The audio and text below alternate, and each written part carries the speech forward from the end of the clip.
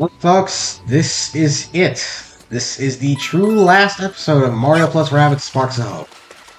And to be completely honest with you, I had originally recorded this video yesterday, and I was gonna plan on editing and upload today.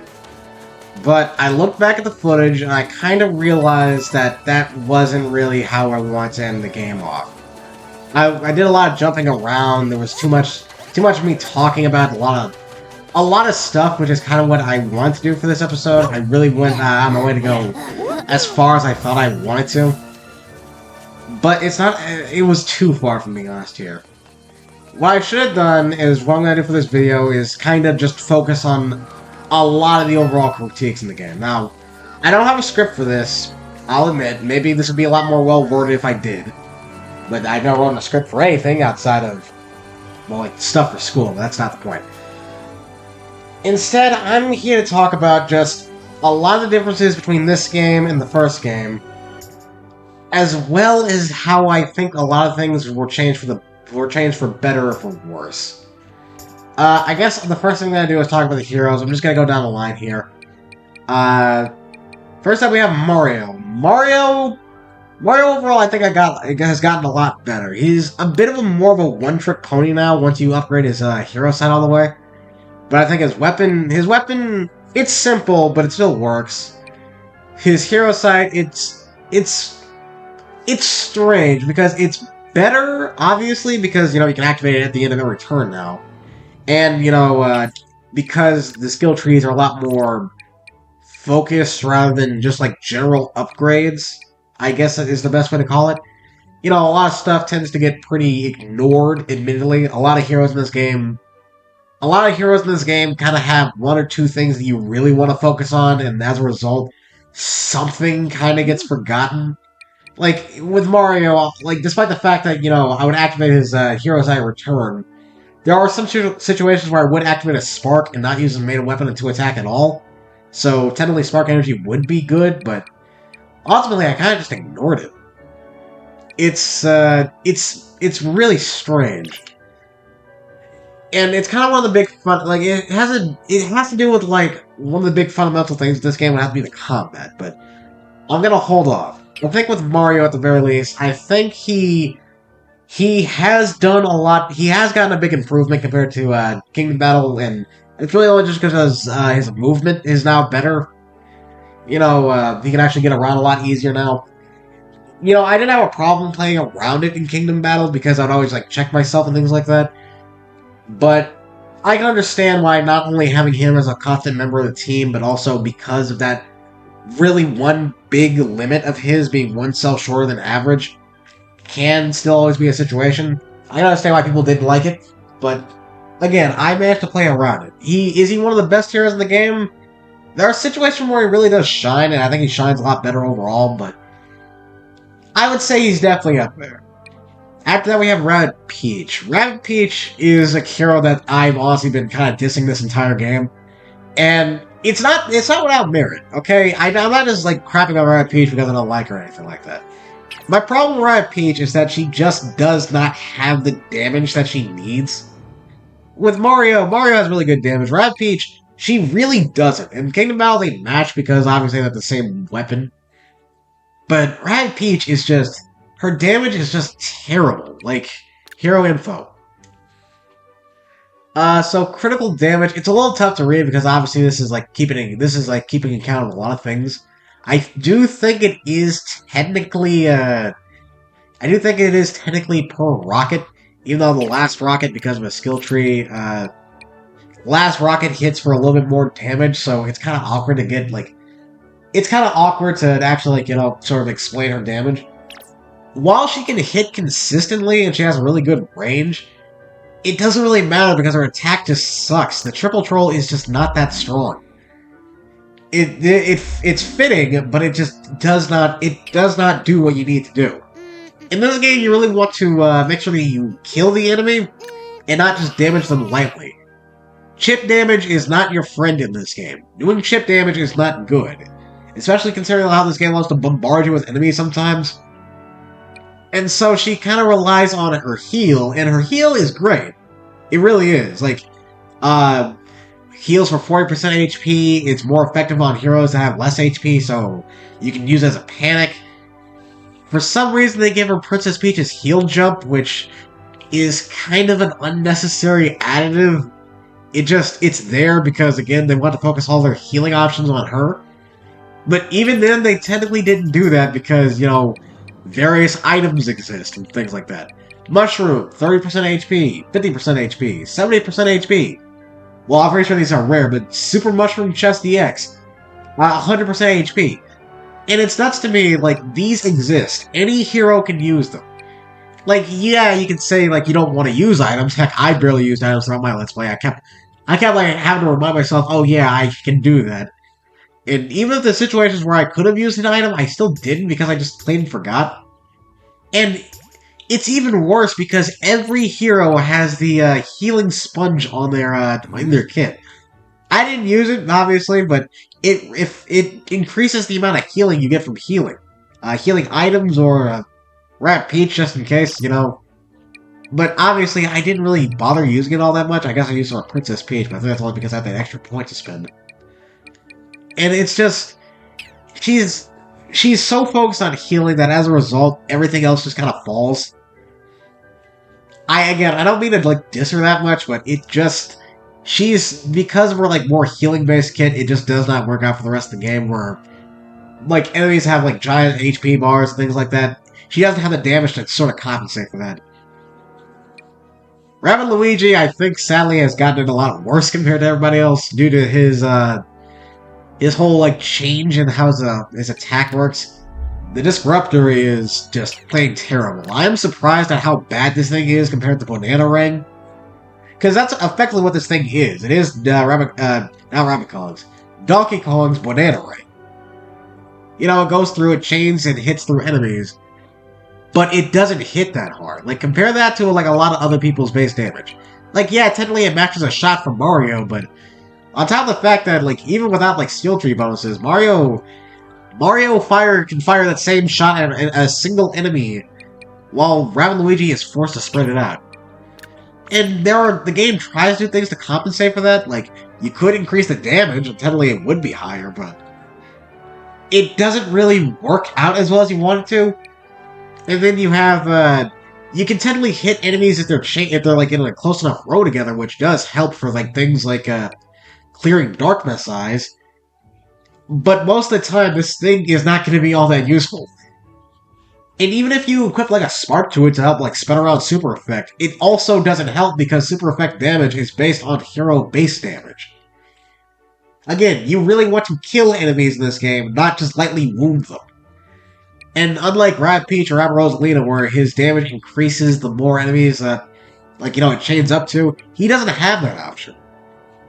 So, using his base attack is oftentimes useless. That's the reason why I keep telling you to give Rabbid Peach and Rabbid Luigi a Quake Spark. Because at least with Quakes, that's consistent damage. I guess I like what they did with his exhaust, although I'll admit that as a result, a lot of weird things happen with this game. I'll explain that a little later when I'm talking about combat. Rabbid Luigi, most of the time, exhaust is kind of just that thing. Similar to Kingdom Battle, exhaust, or weaken in that case, is just sort of something you did because you could. Most of the time, you try to avoid damage outright, but, always, weakening enemy damage in case you take some is still like a good countermeasure. But really, the only reason you would want to use exhaust is because of vulnerable. Because it gives you the ability to do more damage towards enemies. You would want to give him buffing sparks in order to help everybody else. He's clearly supposed to be a more support-oriented character. But as a result, he kind of ends up being not all that good because... It's kind of the exact opposite, really enough. Because Rabbid Luigi in the first game was also very support-heavy. He didn't do that much damage, but he got guaranteed crits, which is not special in this game because everybody's guaranteed a crit. As long as they use a spark, that is. And, he had Vamp Dash, which add, let's be honest here, an absolutely broken healing factor. He easily outclassed Rabbid Peach in the first game when it came to healing. Which is kind of nuts to me how Rabbid Peach is even more outclassed when it comes to healing in this game, and they nerfed Rabbid Luigi, which, I said this before, I fully expected them to. I knew a character that broken was not going to be able to suffice. like moving on in the series, but the way they took him was really not the smartest choice. It kind of ends up making him the exact opposite of what he was in the first game. In the first game, you could always bring around Luigi and he'd always be a solid option.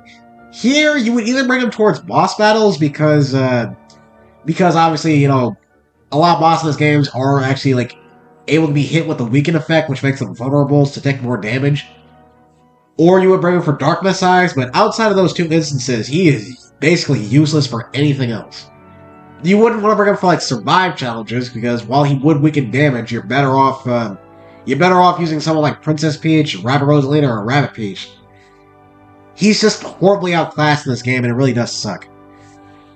I think I'm gonna keep going to Kingdom Battle order.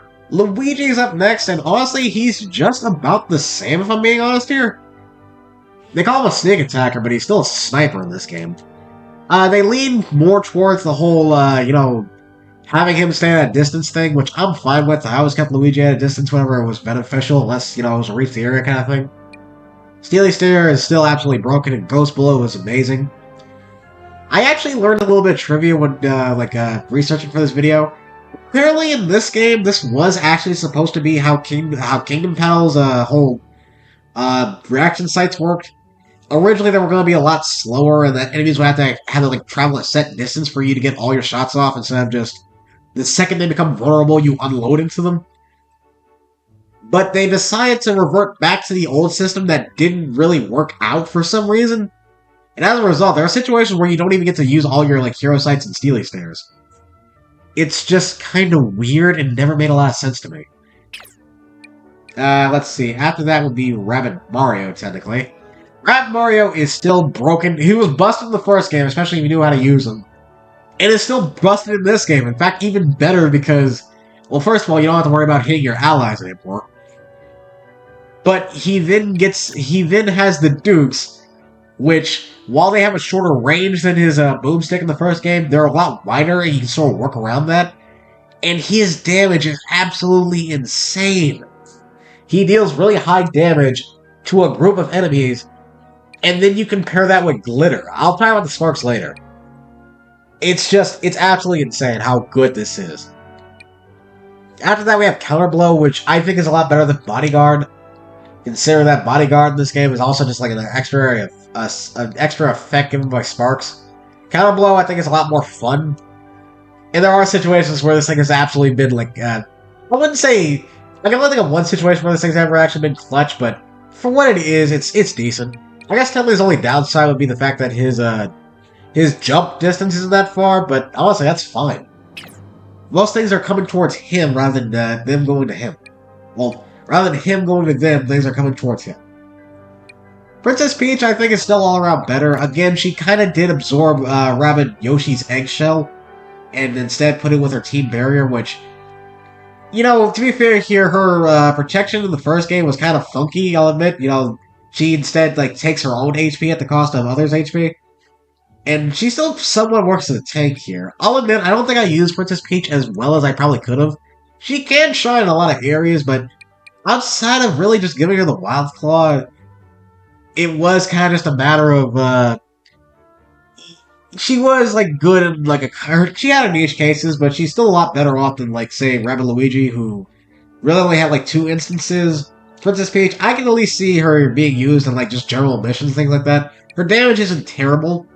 It's a shotgun, so you automatically know how it works. Her crit chance is actually really low, I'm just not noticing, but I guess I can be somewhat circumvented. All around, I think Princess Peach is better in this game, but still, I guess I'd say I'd still rank her about the same spot as I would in the first game, if I was doing a ranking system. After that, we have the new characters. Edge is a shocking one that I'm surprised at how good it actually feels to play Edge. I said this before when I was first introducing her. Don't use her to actually spread out damage. Instead, use her to try to hone in on one enemy in order to take her out with her dashes. She has good glide distance. Her dash damage is nuts.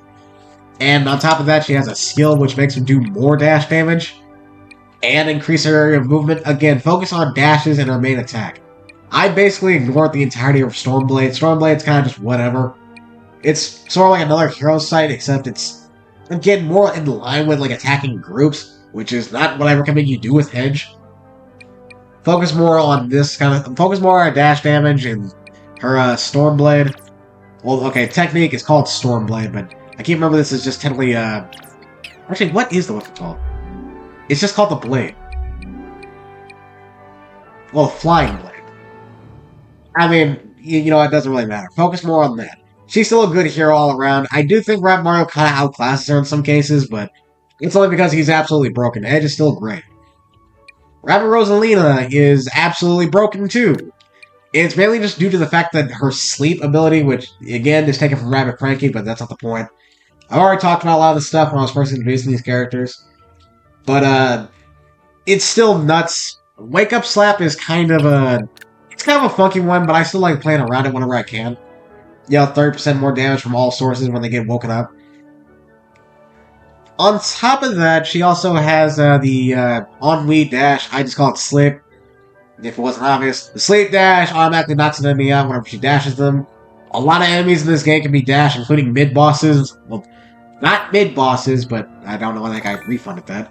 Not mid-bosses, but just the game's bosses during the main story, which absolutely makes Midnight's fight when you first get her an absolute joke.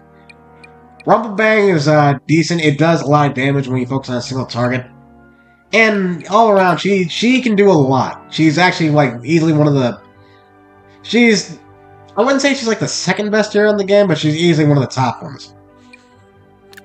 I guess I would say something I was disappointed about her. I can't really come up with anything. She's just all around really solid. She can really just do whatever you need her to do. She's good for most things. Bowser is kind of a one I'm kind of mixed on, because I always love any chance you get to play as Bowser in any Mario game. But he effectively gets what's left of everybody from the first game. He has the bazooka, which can do good damage, but you need him to crit, meaning that you have to equip critting sparks for Critical Buddy. The Rabbit Mecha Koopas, honestly, I think still kind of suck. I really prefer the sentries from the first game. I just want one big guy that can soak up some damage, rather than a bunch of small guys that sort of act like bombs, except you can't dash them and throw them. Well, I mean, enemies can't dash them and throw them. You can pick them up. The Stomp is alright. It's kind of an unnecessary thing, if I'm being honest here. I guess it's there. I never really bother utilizing it. It's also kind of buggy, because sometimes if you don't land directly on the ground and you land on hover, it doesn't actually use it. So there's situations where that doesn't really work out. You can get a lot of damage, a lot of area on it, but for what it is, like, it says it does about, like, this is max level, by the way, 65 damage. Granted, that is more than Rabbit Luigi, I'll admit. But still, it's kind of just one of those things that are kind of niche to do. Again, another hero I think you're actually better off using a lot of sparks for. Especially if you're planning on using Fire Rabbit Mecha Koopas, always give him some kind of fire-based spark so he's immune to enemies running into him. It's kind of I'll admit, the upgrade isn't really the best. It's more of a fun kind of thing to do than an actual useful one. So, yeah, the heroes in this game, it's kind of awkward talking about them as a whole, because looking back at Kingdom Battle, I never realized how closely knit a lot of the heroes were designed for that game. Like, you can walk in with just about any team you want, well, almost any team. You still have to have at least one Rabbit and Mario. But you can still do a lot for what you were given back then. Here, though, you have a lot more freedom in what you can do, and a lot of characters are a lot more different, but as a result, a lot of characters I feel like just won't get used all that often. You will use them because you maybe have one or two scenarios in mind where you want to, but other than that, I feel like most people are just going to ignore a lot of these guys. Like, Bowser, he's cool because he's Bowser, but usefulness-wise, you're probably not going to use him all that often. Rabbit Luigi is good, but only because only if you want to, like, take down a boss, or you want to clear Darkness Eyes. Outside of that, you're not going to use it. Rabbit Peach arguably has more use than Rabbit Luigi because she's a healer, but her damage is not the best, and it's really good for any challenge where your goal isn't to kill a lot of things. Just about anybody else actually has, like, some sort of standing ground. Moving on to the actual, like, fighting in a game now. The main combat of this game is very similar to Kingdom Battle, but it also still kind of messes up a lot of things. For instance, the lack of, like, being able to properly read a lot of stuff in this game is kind of annoying. Because, like, things are no longer cell-based and are more reticle-based, like, I got no idea what the heck this guy's movement is. I can see it, but let me just lock this in. I have no idea what the meter count is. Like, the game tells you meters, but that doesn't really help you in the main level. You can't really play around that. On top of that, I kept mentioning this whenever the game brought it up, but the Tacticam is worse in this game. That bomb can get into this pipe, but it doesn't show me his pipe exit range. Now, granted, I think everything has a fixed pipe exit range. You can't upgrade it or anything like that. But that still doesn't help me. Like, how do I know that he can or can't reach this pipe? And because of how the radius system works, it's really awkward because sometimes you can get in a situation where you can reach something, and then in other situations you can't, even though it looks like about the same, because the weird radius ring that you have decide not to work that time. Another thing I also want to talk about is enemy AI in this game. Enemies in this game are way too freaking defensive. A lot of people say they're a lot more passive than usual. Enemies will attack you, but depending on the enemy type, they will not do a thing. Popping over the memories, which is really the only place where you can properly see a lot of the enemies in the game, it's, my problem with, like, a lot of the enemy AI is that I think they follow a similar system the player does. Once they attack, they can't move anymore. And as a result, a lot of enemies will prioritize keeping themselves protected before they actually go after you. In a lot of cases, this results in the enemy not being able to move because they can't move from one piece of cover to another piece of cover, and effectively trapping themselves. They can't get near you, and you have to get near them unless you want to take a lot longer to beat these levels. Which is some of the dumbest things. Enemies in this game rarely will leave themselves out in the open. There's only a handful that actually do. The few I can think of, like Wild Claws, but that's only because they have a melee attack, while they have a melee attack, you can't really hide behind cover all that well. And Squashers and Squashettes, which I'm pretty sure are all the way in... Is it Ballot Prime? Yeah. That's only because they have, like, the Squashers are technically a stomp, while Squashettes are like a quake when they land on the ground. Especially, but when it comes to, like, things like the cloak enemies, like Depleters, Magicians, Ghostly Walkers, these guys will automatically stay at a distance wherever they can. And it's really annoying when you have to deal with groups of them because they just won't move. And it's, like, beyond annoying because, again, they're not coming after you, you have to go after them. On one hand, it feels tactical, but on another hand, it feels kind of stupid. Only because you don't have access to free movement after you shoot. Unlike Kingdom Battle, where enemies will flat out just, like, keep themselves out in the open if they can get a fire, they can shoot at you. Unlike Kingdom Battle, they just won't do that here. And as a result, there are cases where it's just, you're waiting around, just getting close to the guys when they're not doing anything. There are cases in this game where that's happened. And it is beyond annoying because, again, you can't really go over there unless you're going to get bum rushed because there's dozens upon dozens upon dozens of enemies. On top of that, because this game loves to swarm you with enemies that aren't going to do anything, a lot of them are pretty tricky in order to dodge. It's not hard because they're hard to deal with. It's hard because they're not doing anything. You don't feel... It's not like a mix of reactionary gameplay plus strategy. It feels more like, okay, if I go over there, there's a good chance I'm going to get the crap beat out of me.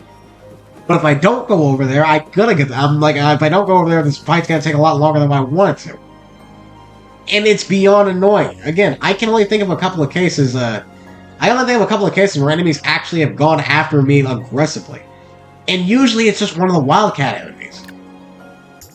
I don't get why the enemies are like this, but it's beyond annoying. And I really, really hope it wasn't because a lot of heroes in this game can't move after they shoot. And so maybe they thought that maybe it would be a lot more difficult if that was the case. Which I can absolutely see if it's like, you move, you shoot, but the enemy can shoot you, then move away. That would be absolutely unfair, but the way they went about it also doesn't really work. And, again, kind of draws out a lot of this game. Another thing I also want to talk about is this game's approach for bosses. So, in Kingdom Battle, I liked just about every single boss in that game. The reason for that is because mid-bosses were kind of a souped-up enemy, while the actual level bosses had some sort of puzzle behind it. In this game, because there's technically only one boss per this main story of the world, a lot of them kind of just feel like souped-up mid-bosses that you do 3 times. Like, okay, the Wild Claw, it's the first boss, so I'm willing to cut some slack. Then you move on to someone like Midnight. Midnight is an absolute joke because you're given one of the most busted characters off the bat, and you're guaranteed to have skill orders by that point, so it's very easy to actually upgrade her in order to like keep her, in order to basically like make an absolute joke in the Midnight fight. I believe it took me 4 turns to beat her this time around. I've seen other people do it in 3, 1 turn each. Bedrock is the only one I actually really like that much because she's actually has some sort of puzzle behind her and actually makes me think a lot more than just, okay, bum rush the enemy and then shoot him dead. And then you have Daphne, who's after that you have the Wiggler train, which I've already said my stances on that. That fight absolutely sucks. It was terrible. By the way, this is a glitch. There's supposed to be a box that spawns right here, but it doesn't, so I can't actually get this memory, meaning that the save file is locked out 100%, and I'll talk about that later. But like I said, the Wiggler sucked. It just wasn't... It was just clear the Darkness Eyes again, which would be an okay mini-boss fight, but that is telling the boss fight of that level. And I don't think it really worked out all that well. And then you have Daphne, who, again, is similar to Midnight, where your goal is basically just a bum rusher. The game tells you not to, but again, I showed you why that's not a good choice. They literally make it on the 3rd phase where you have to do that, otherwise you're just 4 different kinds of screwed. Another big point of the game, another big aspect of this game's gameplay would have to be the sparks. I am so confused on how I feel about the sparks, if I'm being honest. On one hand, I think a lot of these guys are great. The fact that these things are interchangeable and you can effectively give any hero any abilities you want is great. Like, some heroes really do benefit from it. Granted, a lot of these are simply just abilities and things from the first game. Glitter is Magnet Dance, Vamp Dash, something that Rabbit Luigi had. I'm not really too sure what I would count the Quakes as. I guess they're similar to Donkey Kong's Ground Pound. But another thing I'm also kind of like mixed on would have to be the whole weakness system. On one hand, I think it is cool that enemies like a lot of the sparks have elemental effects and thus sort of explain why certain enemies are weak to it and what enemies aren't. To my surprise, I actually discovered there's actually an order to how these things work. Like enemies that resist fire are weak to splash. Enemies that resist splash are weak to shock. Enemies that resist shock are weak to ooze. And I can't actually remember anything past that. I think it was enemies that use ooze are weak to gust. Enemies that use gust are weak to freeze, and enemies that use freeze are weak to burn. There it is. And that is interesting. I didn't actually know that. I sort of just assumed they were assigned randomly. But it's also kind of weird because a lot of these sparks are very weirdly designed. Like, for instance, not a lot of heroes have multiple dashes in this game. So why are there dash-based sparks that give you elemental effects? Yeah, you don't really need to like dash and then use your attack in order to get the actual effect on them, like the basic one effect sparks. But it also kind of ends up being pretty not worth in a lot of cases. I really wish a lot more sparks were kind of like Gargantuan, Oozer Master, the Scopers, the Summoner Sparks.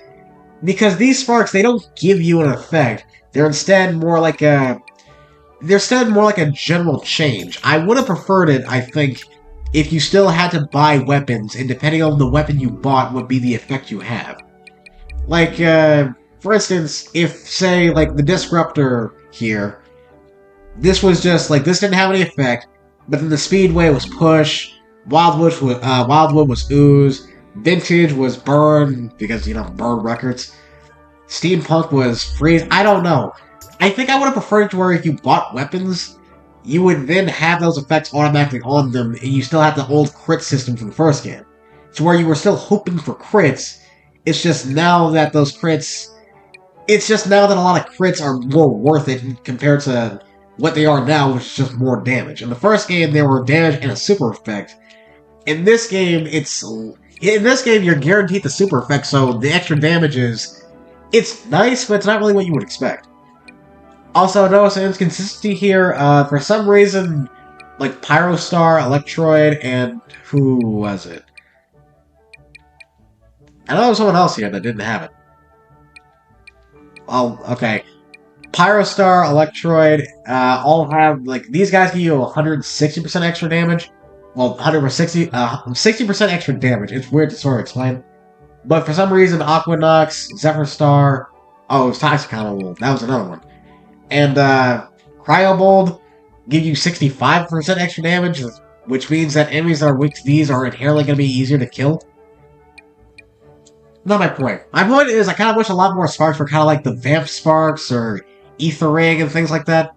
If it was like the trade-off being that you had to only equip one spark, but that spark really did let you change up how you play the game, I would think their inclusion is a lot more valuable rather than effectively like weakening your heroes with less options for themselves. Because in a lot of cases I can think where you really just don't want to bother using a spark. I can think like Mario and Luigi usually want to use sparks because they have hero sights which allow them to attack after each turn. Rabbid Peach and Rabbid Luigi need sparks because their damage is so bad. But then someone like Rabbid Mario, really the only reason I would use sparks is either because I want to use Magnet Dance or the secondary effect that he gets from the passives. Edge is another character, like Rabbid Rosalina. Rabbid Rosalina is another character I feel like I wouldn't really think of a case where I could actually use sparks for her. I equip them onto her, but she doesn't really need them. Bowser, I really only do that for the immunity, but again, it's just kind of... It's weird because the whole, like, type chart thing they add in this game is really awkward to play around. And as a result, it sort of ends up kind of weird. Again, I like the sparks overall. I wish their implementation was done a little bit different. I'm not saying the system I'm suggesting would have worked a lot better, but I am saying it at the very least would have made a lot more sense. Plus, opens up the chance to get a lot more unique sparks, which is what you see in a lot of the DLC.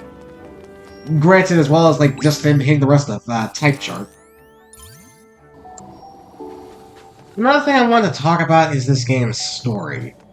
So, the game's story is definitely supposed to be a lot more serious than the first game. Like, the first game, I'll admit, the story wasn't really all that much. Rabbids invade the Mushroom Kingdom. One of them has a Super Merge headset, which is causing a lot more trouble. Bowser Jr. wants to exploit it. And then there's a virus that's also there, which is essentially the main antagonist, but kind of comes out of nowhere at the end. I'll admit, the first game's story was kind of awkward, but it did get the job done. Here, they definitely expanded on that, and I think Curse is a way better villain than Megabug. I actually really like Cursa. And the Spark Hunters, too. But I also think there's a little too much going on, or at least they're trying to do too much. Like, for instance, there's like these major character arcs that a lot of characters have, but because they don't get too much focus, because this game doesn't have a lot of cutscenes, or... The game doesn't have a lot of cutscenes, nor does it really have a lot of time to sort of flesh those out to where they're like proper character arcs and storylines. Like the whole thing with Sweet Lepec and the Dryad. That love story was rushed as hell. I don't care what you say. Like, my bias is against Dryads aside. Yes, I am biased against Dryads. Those things are effectively hippies with power. Which, not the chill kind of hippies, I mean the bad kind of hippies. Not my point. My point is that this game is clearly going for more of a... It's clearly trying to be more of a... I guess epic would be the way to describe it. It has more going on, and on one hand, it really does do the game a big favor. But on the other hand, a lot of stuff is kind of rushed. Like, I kind of wish the whole, like, betrayal with Edge and things like that, and the whole, like, Edge being revealed to be the leader of the Spark Hunters and things like that, you get a lot of it, but it does feel kind of awkward at the end, especially because they hold on to something like, I guess is supposed to be a big twist up until, like, the final moment right before you fight the boss. And again, it's not that much of a twist. And there's a couple of other things, like, a lot of the wardens. A lot of the wardens have like these stories that, you know, because it's all like essentially comic based, you read it and it doesn't really play into things. It is just more extra lore. And I think that still works a lot better than what a lot of stuff happens in this game. Woodrow's story is sad, I feel a lot more for the guy. But again, they also don't try to do too much with them because they know the game won't have enough time to do a lot of that stuff. It's essentially they do a lot with the little time they're given. However, stuff they are clearly trying to do that they don't. So, like the storyboards with the wardens, I think those are great because they obviously because they're text based and they don't really take up that much time. You still get a story with them, but you still get a story with them. But that story adds to things, and it doesn't feel like it's trying to play into anything. You learn more about the character, but it doesn't try to like have all that. Like, they don't make that stuff necessary in order to really like still like and understand what the character is going for, because the characters can stand out on their own. But then there are cases where it's clearly obvious they're trying to do a lot with the character, but because there's again, this game doesn't have a lot of cutscenes and things like that, so it comes off as really rushed. Like again, I think like look at something like the Melodic Gardens. That happens after this section of the story, but before Curse's Stronghold. And for some reason, there's like this weird side thing with Beepo and Genie learning about what really makes music. And it has like 3 cutscenes. And that's not much to do with something they're clearly trying to go for like a big emotional thing, like, you know, showing you that both music and, like, music is both feeling and math. And it doesn't really work out. It kind of just comes off as just a last-minute thing that's thrown in there because they want to add more. And it really does not help the game. Again, you kind of notice how it's kind of rushed, is the best way I'm putting it. They're trying to do a lot. They're trying to do a lot more than what they have time for, and it kind of just comes off as either tacked on or rushed. Another factor I think really kind of helps, really like sends my point home at this game would have to be how less funny it is. Like when it comes to the Rabbids and Mario RPGs, well, at the very least, when it comes to Rabbids, comedy is usually the main thing they drive on. Yeah, most of the time it usually tends to be slapstick and just kind of random stuff, but with these games, they tone down their randomness in order to make it a lot easier for people to like, stomach a lot of their behavior. But in this game, it kind of just killed it for me, if I'm being honest. The funniest Rabbid in this game is Rabbid Mario. And I said this before, but that is not a good thing. Granted, it makes him stand out a lot more, and he's freaking hilarious. He's probably my favorite Rabbid in this game. But it also means that points where it would normally try to be at least a little bit more funny kinda don't stand out. And again, it's because the game is going for a more serious tone. I get that. But it's kind of weird that like most Mario RPGs have some level of comedy with them. I usually always associate the Rabbids with comedy. That's the reason I don't usually take them so serious. But it kind of ends up being kind of awkward. Again, there was a couple of moments in Kingdom Battle where I can imagine myself laughing. This game didn't really have that much. I think another part of the reason for that would have to be the music, really trying to back up the more serious theme. Grant Kirkhope did return for this game, but he's also joined by, I believe it's Yoko Shimimura and Gareth Coker, who I'm pretty sure are known for working on more, I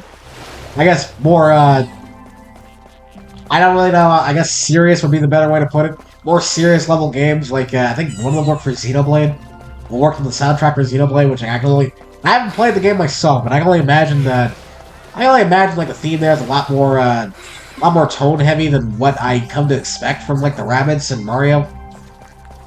And as a result, you can definitely tell. Like when it came to Kingdom Battle, right? There were moments in the game where I flat out just shut up and let the music play. In this game, I don't think I ever really did that. There are tracks that stand out to me, especially like, now that I'm actually like replaying this game and looking back at a lot of them. I think okay, well I can only think of a couple. I think the music track that plays during Kanya's boss fight in this level actually was actually pretty good, but outside of that, I can't really think of too much. I'm not saying the soundtrack's forgettable. It's just a lot of them just don't stand out to me, I guess, because a lot more of them are atmospheric. Like Curse's boss theme, the first phase of Curse's boss theme is basically nothing but dead air except when it picks up randomly. And then after you move on to phase 2 and 3, it actually picks up properly. Compare that to someone like Mega Dragon Bowser from the first game. I literally shut up in the first second, like literally gushed over the opening riff. Again, I get that music is more subjective, obviously, but I think it really does go to show the tone of this game, which I can safely say is not for me. It's not how I prefer it. Don't get me wrong, I prefer them taking themselves a lot more seriously, especially because, like I said, it really did work out in some areas. It's just in other areas it kind of didn't. I kind of wish they had more of a proper blend of both rather than leading more towards what they did. Again, it's really hard for me to sort of explain that. Another point I think I also should probably bring up would have to be the sort of randomness of the first game. I know I've been talking, I know I've been like comparing this game a lot to the first game, and I don't mean to like have the idea that this game is living in the first game's shadow. I prefer the first game. I'm just gonna tell you that straight up. But I still think this game is good. Like, if you play the first one, I would still recommend you play this one. I acknowledge there's a lot of differences made, some of which I think work, some of which I don't. I can acknowledge that a lot of people can think this is better because it's such a different experience. Now, different doesn't always need to be bad. It's just that, in this case, a lot of the differences, I get them, I understand them, some of which I like, but also a lot of which I kind of don't. Like, the idea of having the Rabbids talk more, so that way we can... You would assume we get a lot more verbal jokes out of them, but it really doesn't. Again, the comedy in this game has really been toned down. Like, the Rabbids talk more, which, again, is... I'm still kind of mixed on... I do like the idea that maybe, like, one of the main character Rabbids should talk, and that any of the NPCs and stuff like that should probably just stick to their usual whining and stuff. You know, like, let the slapstick speak for the comedy. Don't let the comedy have to, like, explain itself, you know? I keep bragging this whole thing about comedy and things like that, about the game not being funny. I get it. The game is trying to be a little less... The game is not as funny as it is Kingdom Battle, in my opinion. And I know it's probably a little irritating to hear over and over again. But again, I kind of reiterate that in order to make my point clear. You know, if it wasn't already clear. This is such a weird game to talk about, because, again, I don't hate it. But it's one of those things where it's like, I don't prefer it to what came before, but explaining why is kind of awkward. I'm not really that much of a reviewer, obviously. I'm kind of just rambling here. A lot of the stuff I'm saying here, like, I don't have a script or anything. I just have like a couple of bullet points kind of pulled up on the computer that I'm looking at. And ultimately, I do think that's like my overall opinion of this game.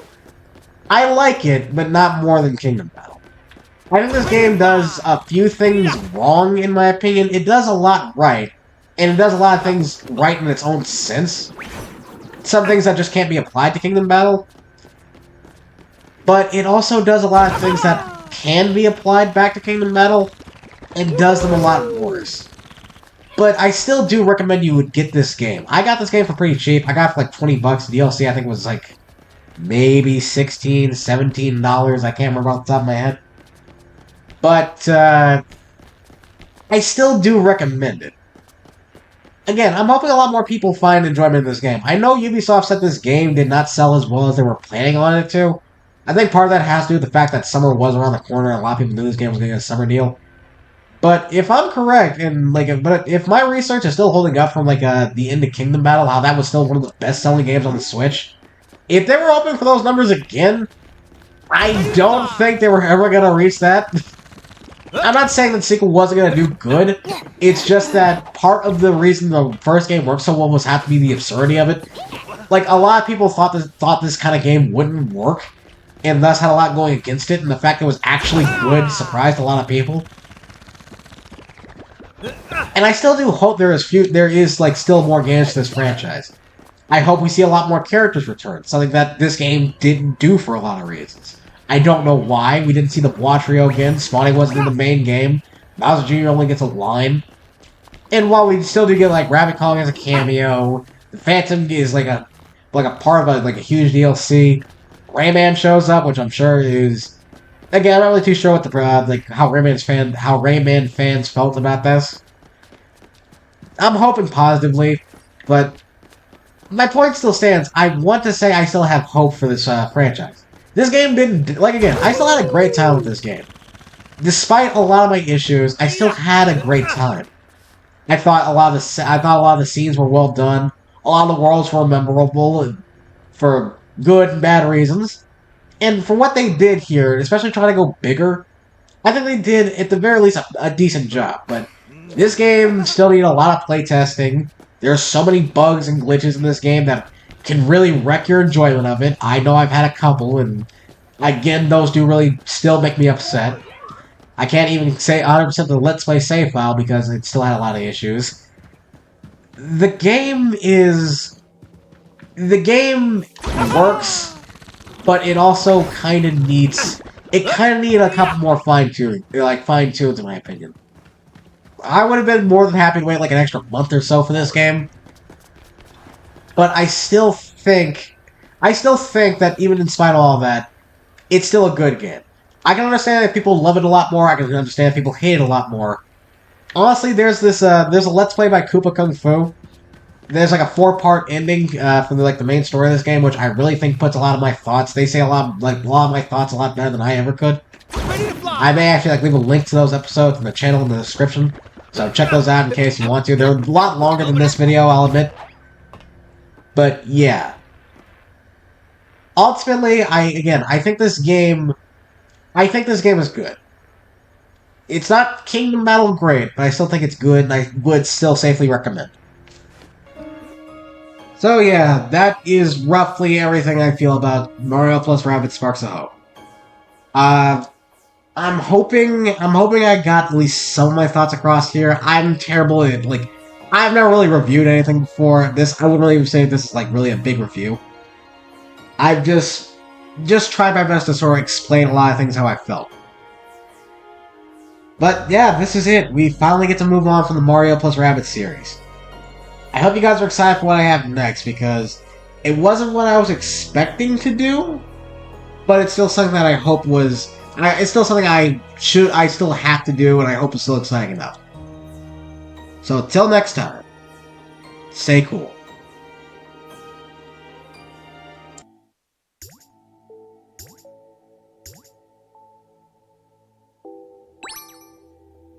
What a journey. Travel humbles, for the galaxy feels infinite, as does the number of people who make it hum, of which no two are exactly alike. For this, we are all the richer. Wherever you journey through your life leads you, we are humbled to have taken a small part of it with you. Message from the dev team.